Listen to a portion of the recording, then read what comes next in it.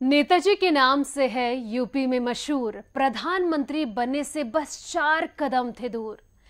संघर्षों से लड़कर आए और ऊंचा छुए मुकाम, लोहिया के आदर्शों पर चलकर नेक किए हैं काम। नमस्कार दोस्तों, आप देख रहे हैं RNI न्यूज। मैं हूं आपके साथ संध्या बेस्ट।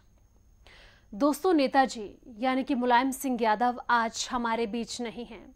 आज हर किसी की जुबान पर उस धरती पुत्र का नाम है और उस धरती पुत्र को पुकारा भी जा रहा है जो आज हमारे बीच नहीं रहे। उनके जाने से देश विदेश के बड़े बड़े दिग्गज की आंखों में आंसू तो हैं, लेकिन आज उनके जाने से आसमान भी रो रहा है। उनके राजनीतिक सफर के चर्चे तो बच्चे बच्चे की जुबान पर रहती थी, जिनको चुनाव जिताने के लिए सोचिए लोगों ने उपवास तक, व्रत तक रखा था। जिसने अपना पहला चुनाव साइकिल के पीछे बैठकर प्रचार किया था। साइकिल पर बैठकर वो प्रचार के लिए निकल जाते थे। लेकिन आज आपको नेताजी के उन अनसुने किस्सों को बताऊंगी जो शायद ही आपने ना सुने हो। पहलवान मुलायम सिंह यादव जब कॉलेज में पढ़ाई कर रहे थे, उस समय में उनके साथी उनको MLA साहब बुलाया करते थे। कॉलेज में पढ़ाई के दौरान मुलायम सिंह छात्र राजनीति में कूद पड़े। छात्र संघ का चुनाव लड़ा और जीतकर अध्यक्ष भी बन गए। अध्यक्ष रहते हुए मुलायम सिंह यादव छात्रों की समस्याओं को दूर करने लगे। वो छात्र हित के लिए कहते किसी भी आंदोलन से वो नहीं चूके हैं, और जिनको वो अपना दोस्त बना लेते थे उनके लिए तो वो अपनी जान की परवाह तक नहीं करते थे।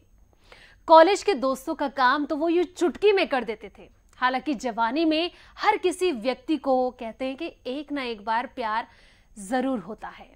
वैसा ही मुलायम सिंह यादव को भी हुआ था। कहते हैं कि मुलायम सिंह यादव का राजनीतिक सितारा जब बुलंदियों पर था तो साधना गुप्ता उनकी जिंदगी में आई थी। दोनों की मुलाकात 1982 में उस दौरान हुई जब मुलायम लोकदल के अध्यक्ष बने थे। उस वक्त साधना पार्टी में महज एक कार्यकर्ता के बतौर काम कर रही थी। बेहद खूबसूरत और तीखे नैननक्श वाली साधना जब मुलायम की उन पर नजर पड़ी तो बस उन्हें देखते ही रह गई। अपनी उम्र से 20 साल छोटी साधना को पहली ही नजर में मुलायम दिल दे बैठे थे। मुलायम पहले से ही शादीशुदा थे और साधना भी। साधना की शादी फर्रुखाबाद के छोटे से व्यापारी चंद्रू प्रकाश गुप्ता से हुई थी, लेकिन बाद में वह उनसे अलग हो गई थी। इसके बाद शुरू हुई मुलायम और साधना की अनोखी प्रेम कहानी। 80 के दशक में साधना और मुलायम की प्रेम कहानी की भनक अमर सिंह के अलावा और किसी को नहीं थी। इस दौरान 1988 में साधना ने एक पुत्र प्रतीक को जन्म दिया था। कहते हैं कि साधना गुप्ता के साथ प्रेम संबंध की भनक मुलायम की पहली पत्नी और अखिलेश की मां मालती देवी को लग गई। मालती देवी के निधन के बाद साधना ने मुलायम पर उन्हें अपनी आधिकारिक पत्नी घोषित करने का दबाव बनाया था, लेकिन पारिवारिक खासकर अखिलेश यादव के चलते मुलायम इस रिश्ते को नाम देने से हमेशा पीछे हटते नजर आए थे। 90 के दशक में जब मुलायम मुख्यमंत्री बने तो धीरे धीरे बात फैलने लग गई थी।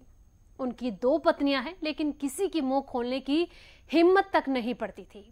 इसके बाद 90 के दशक के अंतिम दौर में अखिलेश को साधना गुप्ता और प्रतीक गुप्ता के बारे में पता चल गया।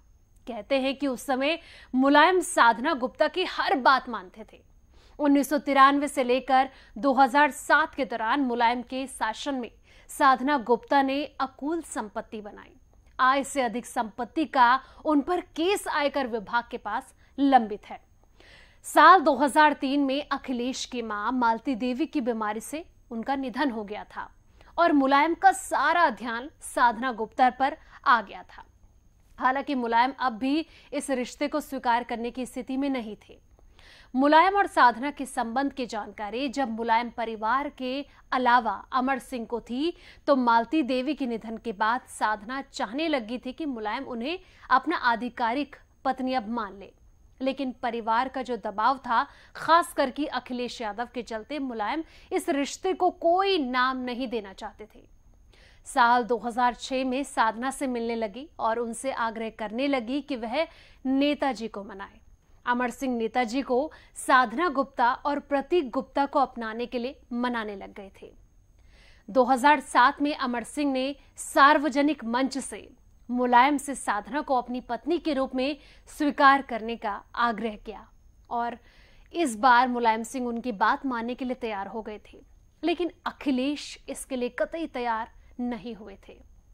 खैर, ये तो थी नेताजी की प्यार की कहानी, लेकिन जब कोई जमीन से उठकर राजनीति में अपना लोहा मनवा ले तो भला उनके प्रतिद्वंदियों को कहां रास आता है।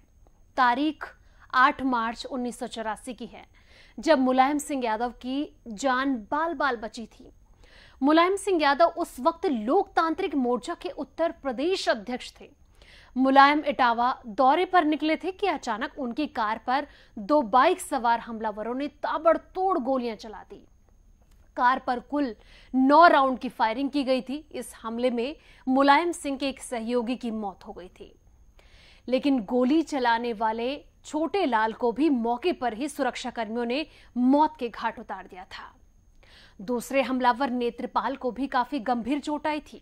हमले के बाद मुलायम सिंह ने किसी का नाम लिए बिना कहा कि मेरी हत्या की साजिश रची जा रही थी, लेकिन भगवान की दुआ से मैं बच गया। मुझे कुछ समय पहले लोगों ने बताया था कि मुझ पर हमला हो सकता है, लेकिन मुझे भरोसा नहीं हुआ। मुलायम सिंह पर हमले का आरोप तत्कालीन ग्राम विकास मंत्री और कांग्रेस नेता बलराम सिंह यादव के समर्थकों पर लगा था। हालांकि राजनीति में आने से पहले नेताजी पहलवानी भी करते थे, जहां एक दौर यहां पर भी आया कि इंटरमीडिएट की छमाही परीक्षा में मुलायम सिंह यादव के नंबर काफी कम आए थे। इस बीच मुलायम सिंह यादव का जिले और राज्य स्तर तक खेलकूद में लाइट वेट कुश्ती में चयन हो गया था। मुलायम सिंह यादव को स्टेट लेवल की कुश्ती के लिए असम जाना था। असम जाने की तैयारी वो कर रहे थे तो उनके गुरु उदय प्रताप ने कहा कि इंटरमीडिएट की परीक्षा में 2 महीने का समय बचा है, ऐसे में अगर कुश्ती लड़ने गए तो अखबार में रोल नंबर चस्पा लगाने के बाद भी नहीं मिलेगा। इस तरह वो कहना चाहते थे कि पास नहीं हो पाओगे, इसलिए बेहतर है कि ये कुश्ती छोड़ो और ध्यान से मन लगाकर पढ़ाई करो। पास तो हो जाओगे तो कुछ बन भी जाओगे। पहलवान से लेकर नेताजी बनने तक मुलायम सिंह यादव के जीवन में कई किस्से हैं। जवानी के दिनों के अपने अपने जो जुनून के दाव पेच उन्होंने सियासत में भी खूब अपनाए, बस उनको अपनाने का स्टाइल कुछ अलग था। यहां वो शरीर से नहीं बल्कि दिमाग के सामने वाले को पटकनी दे देते थे। हालांकि एक बार तो मुलायम ने एक पुलिस इंस्पेक्टर को सचमुच में उठाकर पटक दिया था। घटना साल 1960 की है, जब इस समय मुलायम सिंह पहलवानी करते थे। एक बार मैनपुरी के करहल में कवि सम्मेलन का आयोजन किया गया था। भारी संख्या में लोग वहां पर पहुंचे थे। इसी दौरान कवि दामोदर स्वरूप विद्रोही ने कविता पढ़नी शुरू की थी। एक पुलिस इंस्पेक्टर ने उन्हें रोक दिया। इस बात से मुलायम सिंह बहुत नाराज हो गए। मुलायम मंच की ओर तेजी से बढ़े और इंस्पेक्टर को उठाकर पटक दिया। मुलायम जब यूपी के मुख्यमंत्री बने तो विद्रोही को हिंदी साहित्य भूषण सम्मान से उन्होंने सम्मानित भी किया था। तो दोस्तों, ये थी मुलायम सिंह यादव के कुछ अनसुने, कुछ अनकहे किस्से, जो शायद ही आपने सुने होंगे, जो आज हमने इस एपिसोड के जरिए आपको दिखाया। उम्मीद करती हूं कि आपको ये किस्से पसंद आए हों, लेकिन इस वीडियो को देखिए, लाइक शेयर करना ना भूले। और फिलहाल जाते जाते जिस तरीके से आज वो पंचतत्व में विलीन हो गए हैं, तो दोस्तों ये थी मुलायम सिंह यादव, नेताजी के अनसुने और अनकहे किस्से, जो शायद ही किसी को याद हो, लेकिन आज भी जब जब उनका जिक्र होता है तो वो अपने पुराने दिन भी याद होते हैं। राजनीति से जुड़े हुए, कॉलेज से जुड़े हुए, पहलवानी से जुड़े हुए, या फिर उनके प्यार के किस्से हर किसी की जुबान पर रहते भी हैं। और आज उन्हें हर कोई गमगीन आंखों से विदाई तो दे दी है, उन्हें याद भी कर रहे हैं। और कहते हैं कि एक इतिहास के पन्नों में जब भी उनका नाम दर्ज होगा तो कहते हैं कि धरती पुत्र, जो एक बड़ा नाम उनको दिया गया है, क्योंकि वो धरती से जुड़े हुए थे, एक किसान परिवार में जन्मे थे और किसान के बेटे थे। जब भी लोगों की जो उम्मीदें उनसे होती थी, वो हमेशा उन उम्मीदों पर खरा भी उतरते थे। एक दिग्गज के तौर पर एक ऐसे व्यक्तित्व को लेकर वो इस दुनिया को विदा कहकर चले गए हैं, जो शायद ही उनके उस स्टेज पर, उस कद पर पहुंच सके। फिलहाल इसमें इतना ही, लेकिन उम्मीद करती हैं कि इस वीडियो को आप लाइक शेयर जरूर करें और साथ ही देखिए हमारे चैनल को सब्सक्राइब करना ना भूलें।